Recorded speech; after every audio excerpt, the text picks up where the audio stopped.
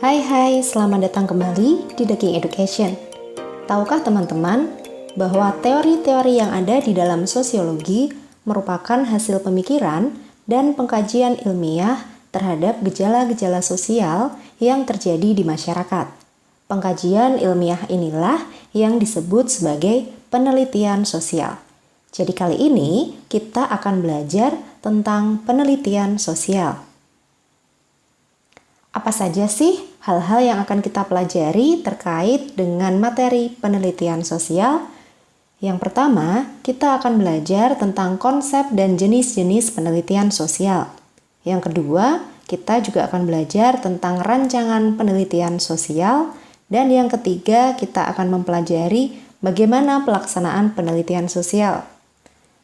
Kita nanti akan mempelajari juga bagaimana teknik-teknik untuk pengambilan sampel. Yang kedua, kita juga mempelajari tentang data serta metode untuk mengumpulkan data. Dan kemudian kita juga mempelajari bagaimana cara mengolah data. Dan yang terakhir, kita akan belajar tentang penyusunan laporan penelitian sosial. Tentu saja kita juga akan latihan dengan soal. Subbab A, konsep dan jenis penelitian sosial. Menurut pendapat dari Sutrisno Hadi, penelitian sosial adalah usaha untuk menemukan sesuatu, mengisi kekosongan atau kekurangan, menggali lebih dalam apa yang telah ada, serta menguji kebenaran terhadap apa yang sudah ada tapi masih diragukan kebenarannya. Jadi Sutrisno Hadi mengemukakan inti dari penelitian adalah usaha untuk menemukan sesuatu ataupun untuk memperbaiki sesuatu yang sudah ada sebelumnya. Sedangkan menurut Suryono Sukanto, penelitian sosial merupakan kegiatan ilmiah yang berdasarkan pada analisis dan juga konstruksi yang dilakukan secara sistematis, metodologis, serta konsisten dengan tujuan untuk mengungkapkan kebenaran sebagai salah satu manifestasi keinginan manusia guna mengetahui apa yang sedang terjadi dan dihadapinya. Cukup panjang ya. Intinya Suryono Sukanto mengatakan bahwa penelitian sosial itu sebuah kegiatan yang sifatnya ilmiah yang dilakukan secara sistematis, metodologis, dan konsisten untuk mengungkapkan kebenaran. Intinya seperti itu. Jadi tujuannya jelas untuk mengungkapkan kebenaran terhadap apa yang sebenarnya sedang terjadi. Maka sebenarnya penelitian sosial itu digunakan untuk memahami apa yang sebenarnya terjadi. Intinya sih ini, memahami apa yang sebenarnya terjadi. Tapi dengan cara-cara yang metodologis dan ilmiah. Artinya ketika dilakukan dengan cara-cara yang metodologis dan ilmiah, itu dapat dipertanggungjawabkan kebenarannya. Oke? Kita ambil kesimpulannya bahwa penelitian sosial merupakan kegiatan ilmiah yang berdasarkan analisis sistematis dan metodologis terhadap suatu pengkajian masalah yang bertujuan untuk menemukan sesuatu atau mengungkapkan kebenaran. Jadi poinnya untuk menemukan sesuatu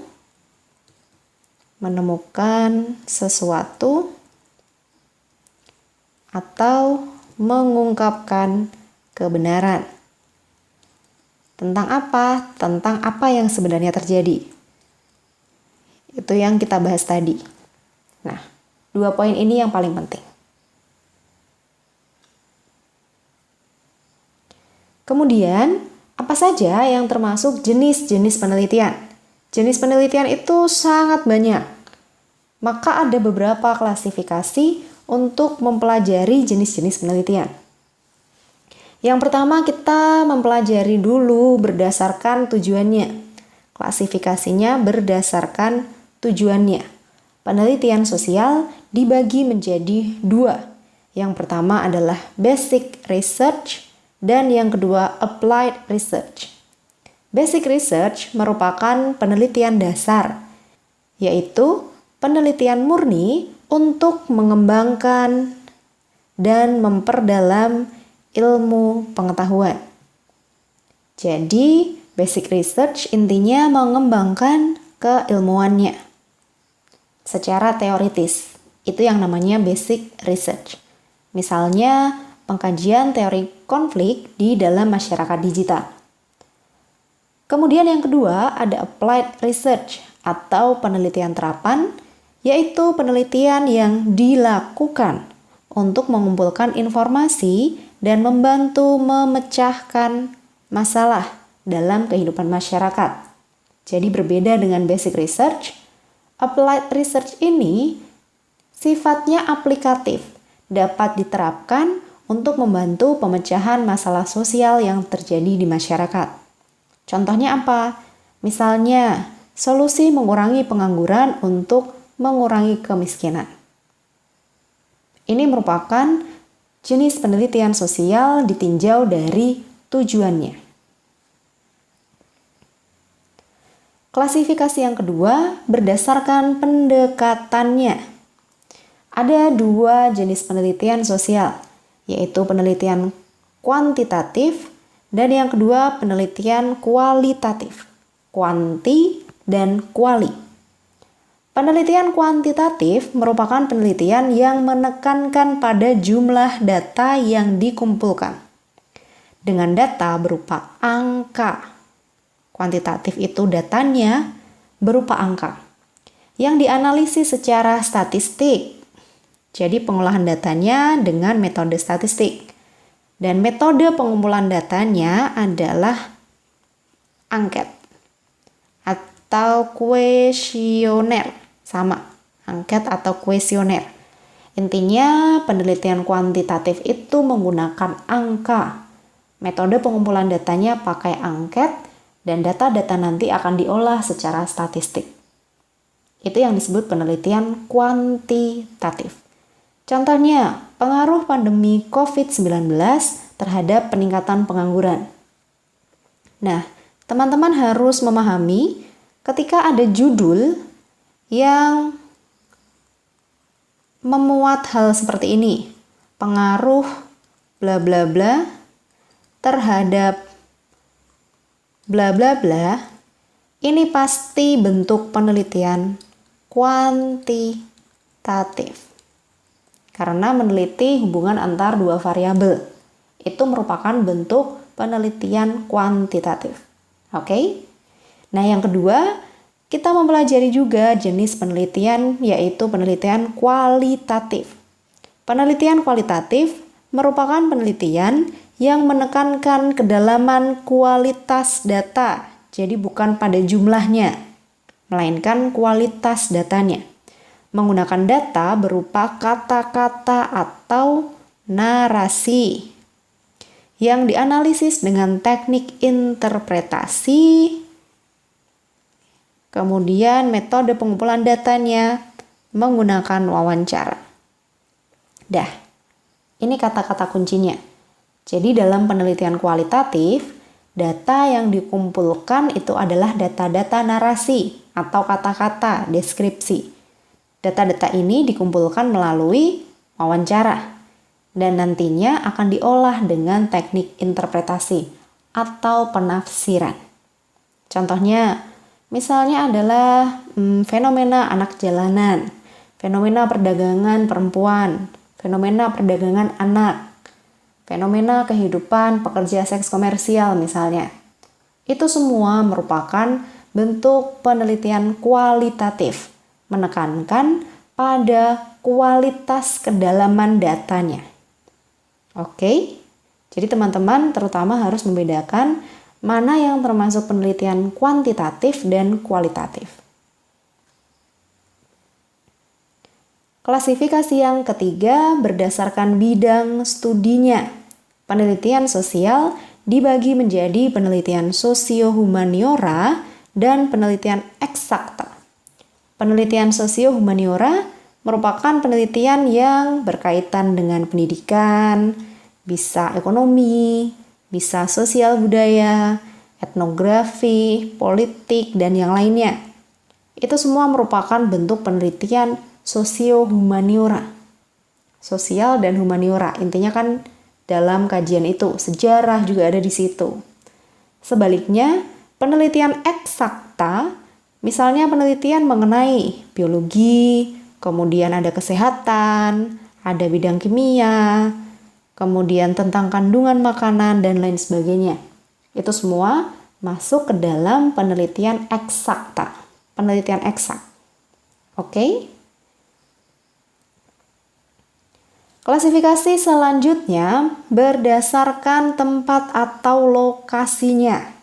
Jadi penelitian sosial berdasarkan lokasi atau tempatnya dibagi menjadi 3. Yang pertama adalah penelitian laboratorium, berarti penelitian ini dilakukan di suatu tempat khusus, menggunakan alat-alat untuk melakukan berbagai percobaan. Jadi memang sudah ada suatu tempat yang khusus untuk melakukan penelitian ini. Misalnya penelitian perilaku anak setelah menonton tayangan kartun. Jadi disituasikan dalam kondisi tertentu di suatu tempat tertentu untuk dilakukan eksperimen atau percobaan. Itu dinamakan penelitian laboratorium.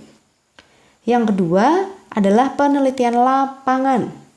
Penelitian ini dilakukan pada kehidupan yang sebenarnya. Jadi tidak ada situasi buatan karena dilakukan pada kehidupan yang real, yang sebenarnya. Misalnya pengaruh kenaikan harga sembako terhadap daya beli masyarakat, terhadap kehidupan masyarakat, seperti itu.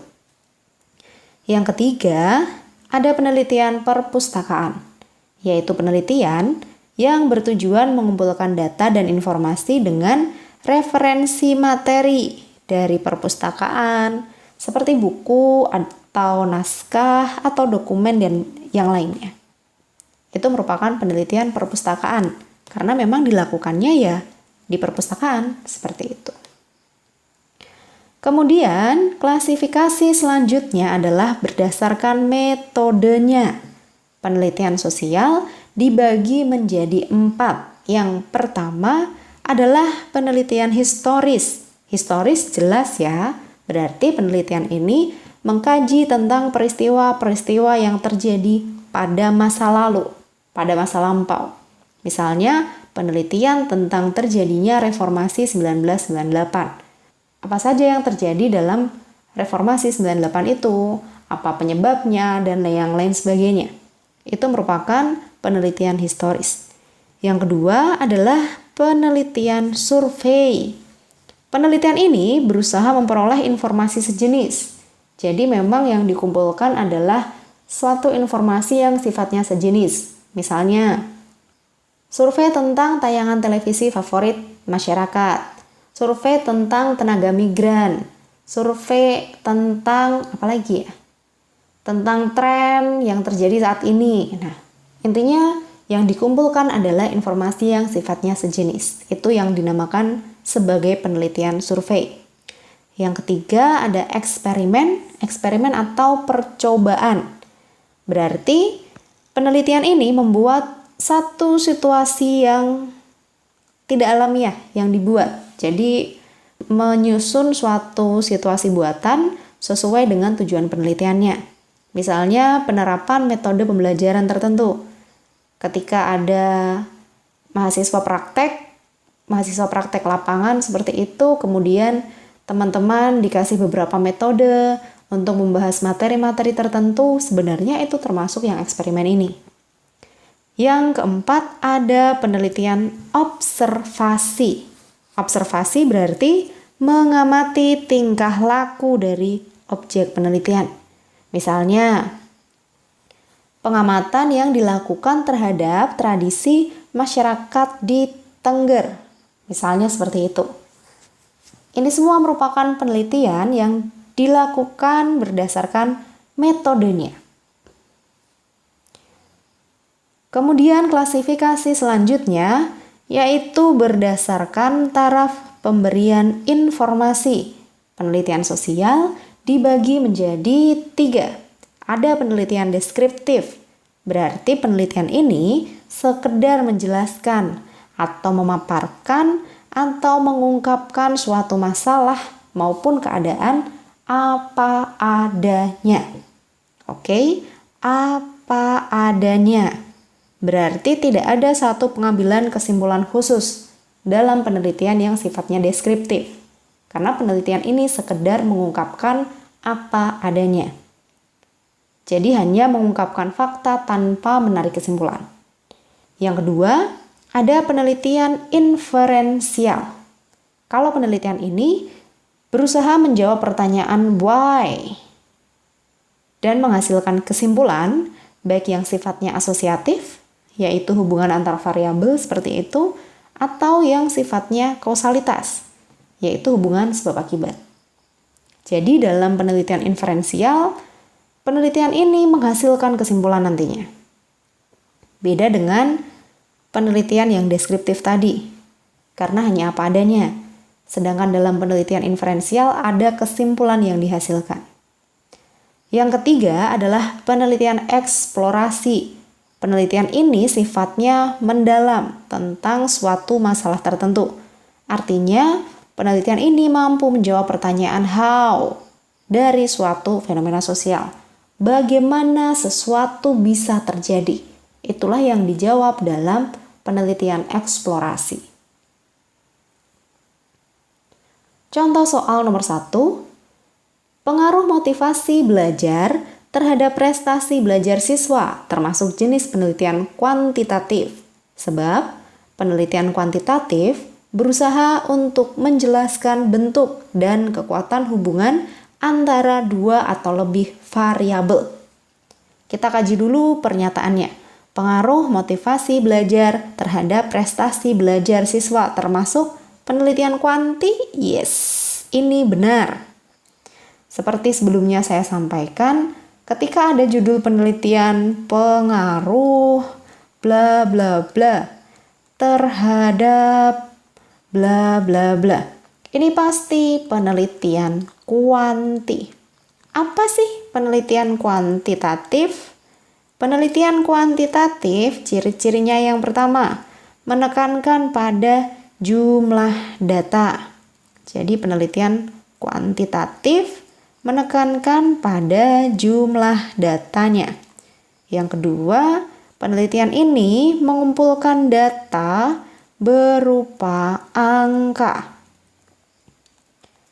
Ciri yang ketiga, penelitian ini berusaha mengumpulkan data dengan angket atau kuesioner. Dan selanjutnya, pengolahannya menggunakan metode statistik. Ini merupakan karakteristik dari penelitian kuantitatif. Alasannya, penelitian kuantitatif berupaya untuk menjelaskan bentuk dan kekuatan hubungan antar dua atau lebih variabel. Ini juga benar. Jadi penelitian kuantitatif berusaha untuk menjelaskan hubungan antar dua variabel atau lebih. Intinya sih seperti itu. Apakah ada hubungan sebab akibat antara pernyataan dan alasannya? Yes, berarti jawabannya adalah A.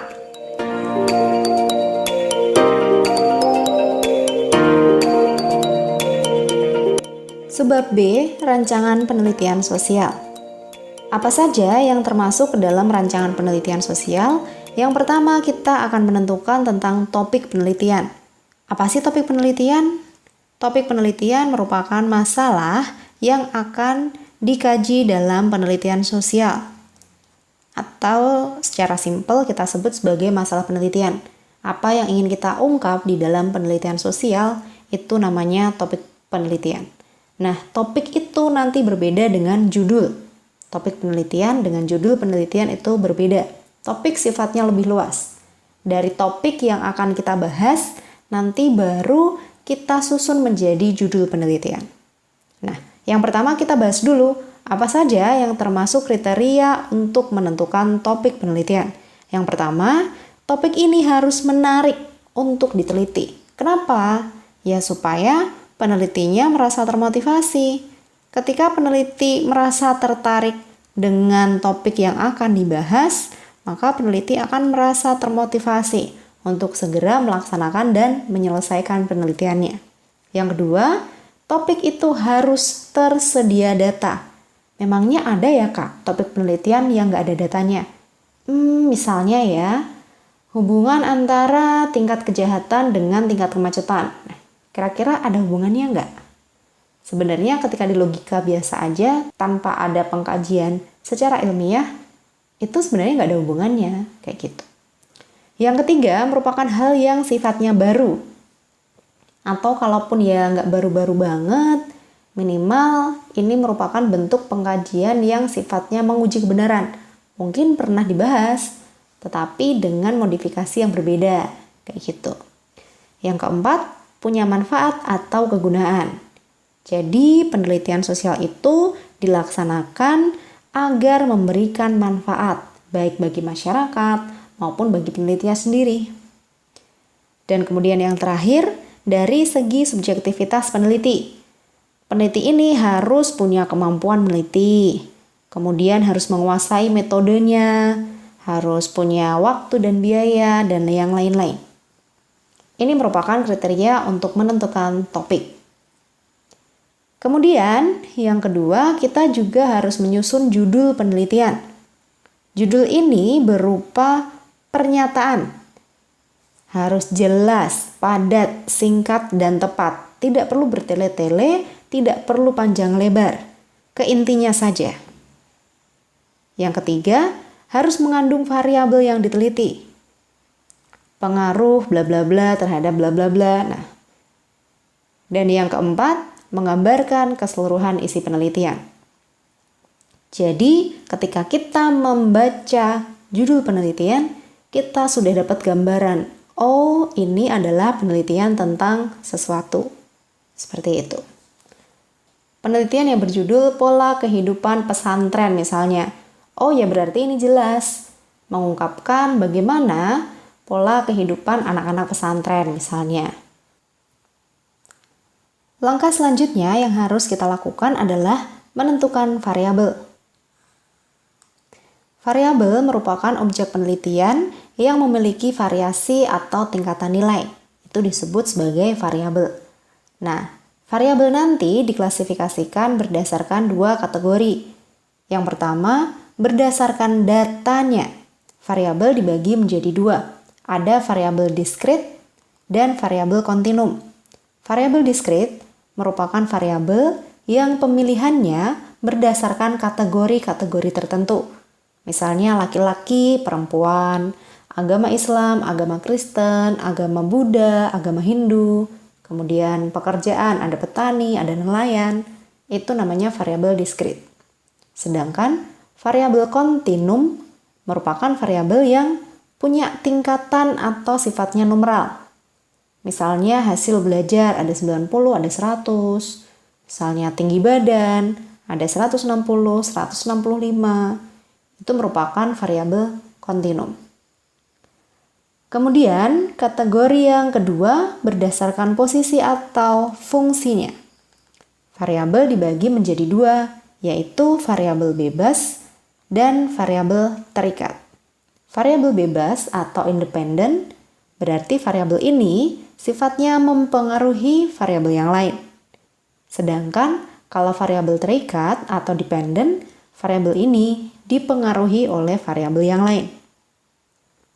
Misalnya ya, kita beri judul pengaruh pola asuh orang tua terhadap tingkat kenakalan remaja.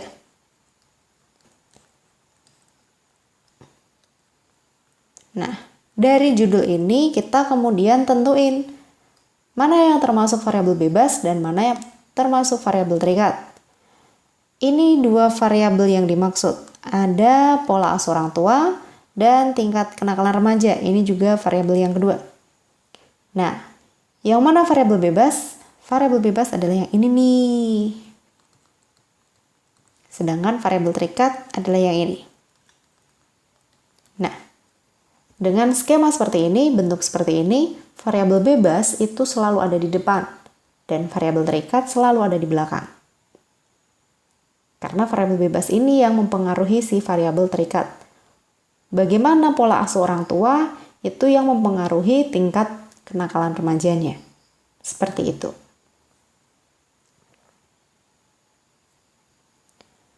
Langkah selanjutnya, kita akan merumuskan masalah penelitian. Apa itu rumusan masalah? Rumusan masalah adalah masalah yang akan dijawab atau diselesaikan di dalam penelitian. Kriteria perumusan masalah penelitian yang pertama, rumusan masalah itu bentuknya adalah pertanyaan. Yang pertama, bentuknya pertanyaan. Yang kedua, harus memuat variabel-variabel yang akan diteliti. Yang ketiga, mengandung unsur data yang mendukung pemecahan masalah. Dan yang keempat, merupakan dasar pembuatan hipotesis. Nah, hipotesis, keluar nih istilah hipotesis. Apa sih hipotesis? Yang keempat, kita kan harus merumuskan hipotesis. Hipotesis adalah jawaban sementara atas masalah penelitian yang harus dibuktikan kebenarannya melalui penelitian. Jadi hipotesis ini hanya berupa jawaban yang sifatnya sementara atau dugaan sementara. Terbukti alhamdulillah, kalau enggak ya enggak apa-apa. Selama kemudian memang penelitiannya itu jelas. Hasil penelitiannya jelas. Oke, jenis hipotesis dibagi jadi dua. Ada hipotesis nol dan hipotesis kerja atau hipotesis alternatif. Hipotesis nol, H0, itu merupakan hipotesis yang menyatakan tidak adanya hubungan antara variabel bebas dengan variabel terikat. Jadi, hipotesis ini menyatakan bahwa tidak ada hubungan antara variabel bebas dan terikat. Misalnya, fasilitas belajar tidak berpengaruh terhadap prestasi belajar. Itu termasuk H0. Yang kedua, hipotesis kerja atau alternatif. Hipotesis ini menyatakan adanya hubungan. Ada hubungan antara variabel bebas dengan variabel terikat. Misalnya, fasilitas belajar berpengaruh secara signifikan terhadap prestasi belajar. Misalnya seperti itu. Jadi hipotesis ini merupakan dugaan yang sifatnya sementara, dianggap sebagai bentuk kebenaran sementara. Hipotesis itu wajib ada dalam penelitian kuantitatif. Jadi hipotesis itu harus ada di dalam penelitian kuanti. Sedangkan dalam penelitian kuali tidak wajib. Dalam penelitian kualitatif tidak perlu sebenarnya ada hipotesis ini. Sedangkan dalam kuanti itu harus wajib. Contoh soal nomor 2, hipotesis nol merupakan hipotesis yang mengatakan bahwa tidak ada hubungan antara variabel bebas atau independent variable dan variabel terikat atau dependent variable. Sebab pernyataan terdapat hubungan antara tingkat kenakalan remaja yang tinggi dengan tingkat tawuran yang tinggi merupakan contoh hipotesis nol. Kita kaji dulu pernyataannya. Hipotesis nol. Hipotesis nol, H0 berarti merupakan hipotesis yang mengatakan bahwa tidak ada hubungan. Berarti ini benar. Pernyataannya benar. Alasannya, pernyataan terdapat hubungan. Oke, terdapat hubungan merupakan hipotesis nol. Nah, ini salah. Karena hipotesis nol adalah hipotesis yang mengatakan bahwa tidak ada hubungan. Berarti kata-katanya harusnya ya tidak terdapat hubungan antara tingkat kenakalan remaja yang tinggi dengan tingkat tawuran yang tinggi. Harusnya seperti itu. Itu merupakan hipotesis nol. Kalau dikatakan terdapat hubungan antara bla bla bla, ini merupakan hipotesis kerja atau hipotesis alternatif. Pernyataannya benar, tapi alasannya salah. Berarti pilihannya adalah C.